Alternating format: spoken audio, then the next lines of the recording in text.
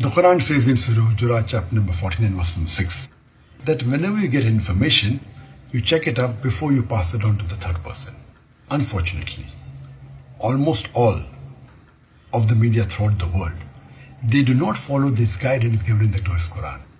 And this is exactly what happened just recently when an article came in most of the Indian newspapers, headlines, as well as the news channels, that I was responsible for inspiring one of the terrorists of the attack in Dhaka in Bangladesh.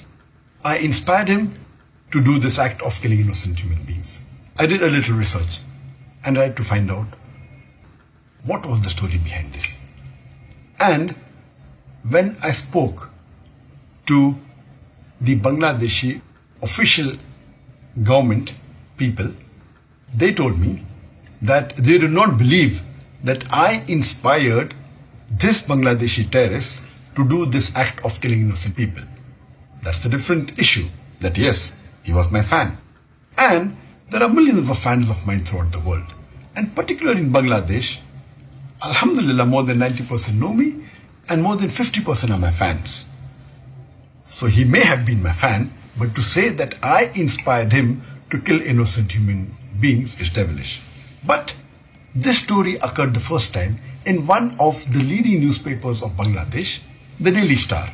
And what they did to sensationalize it, when they knew he was my fan, they went on to say that Dr. Zakir Naik, an Islamic preacher, he inspired the terrorist to do this act of killing innocent people, which is devilish, and this was picked up by the Indian media without verifying it.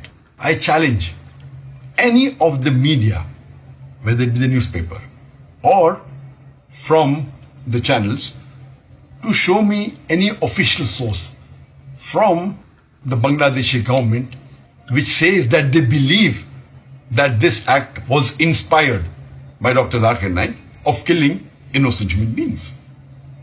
This paper went to the extent of saying that I am banned in many countries, including Malaysia. The only country that I am aware of where I was banned once from entering was UK. I don't have any proof that any country has banned me officially. And Malaysia banning me, it is illogical because this paper doesn't know, neither does the Indian press knows. If they had done little research, they would have realized that less than 3 years back, in 2013, I got the Toko Mal Hijri Award, which is the highest award of Malaysia, which is given every year to a Malaysian and once in a blue moon to a foreigner. Alhamdulillah, by the grace of Allah subhanahu wa ta'ala, in the last 25 years, I was the 4th foreigner who got this award. And this award was given to me by the King of Malaysia and the Prime Minister of Malaysia. And since I've been awarded the highest award, do you think that they gave an award to a person who promotes terrorism? Do you think the Malaysian intelligence is so stupid? And this paper said it, and the Indian news media picked it up without verifying it. And just for the information, I was there in Malaysia just hardly less than 3 months back. In April, I had an official lecture tour to Malaysia. I was called by the Chief Minister of Terengganu and I gave a lecture.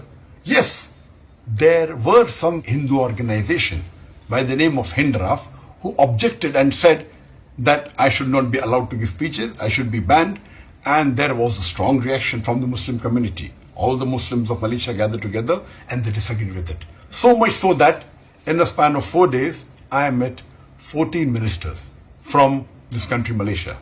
I met the Prime Minister, I met the Deputy Prime Minister, Home Minister, Religious Minister, Sports Minister, Education Minister, Telecommunication Minister, on and on. In 4 days.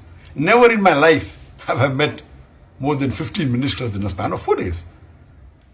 Alhamdulillah, my fan following in Malaysia is also very high.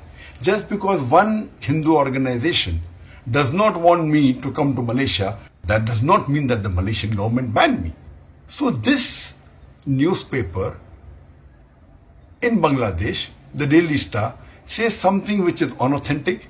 From where did they get this? I don't know.